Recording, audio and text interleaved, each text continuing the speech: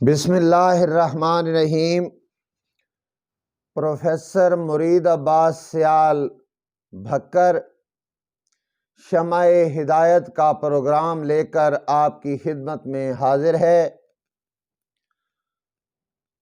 تمام تعریفیں اس پروردگار کے لیے ہیں جو عالمین کا پالنے والا ہے۔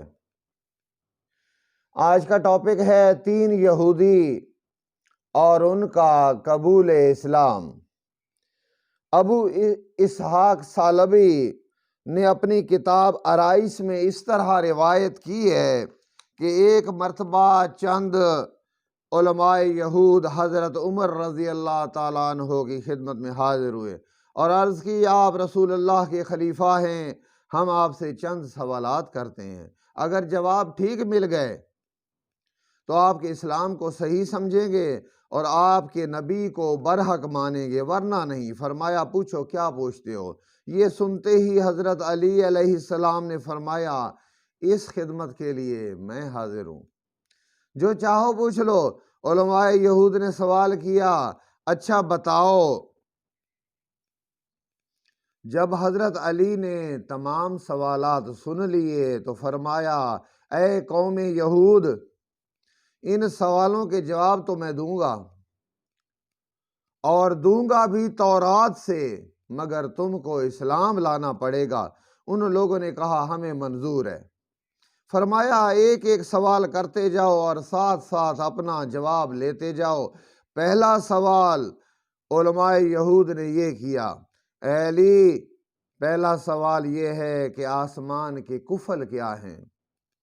فرمایا، آسمان کا کفل اللہ کے ساتھ شرک کرنا ہے، کیونکہ جب کوئی مسلمان یا کوئی انسان شرک اختیار کر لیتا ہے تو پھر اس کا کوئی عمل آسمان کی جانب بلند نہیں ہوتا۔ انہوں نے کہا، اچھا اب یہ بتاؤ آسمان کی کنجیاں کیا ہیں؟ آپ نے فرمایا، آسمان کی کنجیاں کلمہ توحید ہے۔ یہ سن کر وہ لوگ ایک دوسرے کی جانب دیکھنے لگے کہ جوان سچ بولتا ہے۔ پھر انہوں نے پوچھا، اپنے ساتھی کے ساتھ ساتھ چلنے والا کون ہے؟ حضرت علی نے فرمایا، یہ وہ مچھلی ہے جس نے حضرت یونس علیہ السلام کو نگل لیا تھا اور وہ حضرت یونس علیہ السلام کے ساتھ ساتھ 7 سمندروں میں پھرتی رہی۔ پھر ان لوگوں نے پوچھا کہ وہ کون ہے جس نے اپنی قوم کو ڈرایا؟ نہ وہ جن تھا نہ انس تھا۔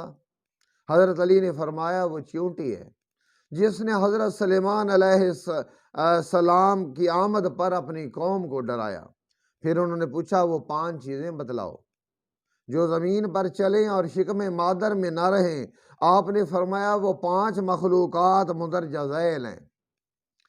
نمبر 1 آدم علیہ السلام، نمبر 2 حوا علیہ السلام، نمبر 3 ناقہ صالح علیہ السلام، نمبر 4 گوس فند حضرت ابراہیم علیہ السلام، نمبر 5 عصائے حضرت موسیٰ۔ اب انہوں نے پوچھا، واقعی اب تک تو آپ بالکل سچ بتا رہے ہیں، مگر اب یہ بتائیے تیتر اپنی صدا میں کیا کہتا ہے؟ آپ نے فرمایا، وہ کہتا ہے، الرحمن علی العرش استویٰ، آیت قرآنی ہے۔ پھر انہوں نے پوچھا، اب بتائیے مرغ اپنی زبان میں کیا کہتا ہے؟ فرمایا، وہ کہتا ہے، غافلو، اللہ کو یاد کرو۔ پھر انہوں نے کہا کہ گھوڑا اپنے ہنہنانے میں کیا کہتا ہے؟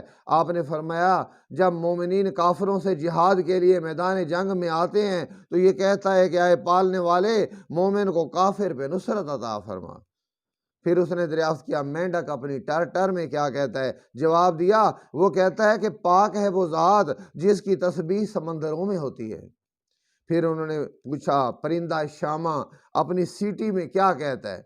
فرمایا، وہ کہتا ہے، اے پالنے والے، محمد و آل محمد کے دشمنوں پہ لعنت فرما۔ ان علماء کی جماعت صرف 3 رومیوں پہ مشتمل تھی۔ حضرت علی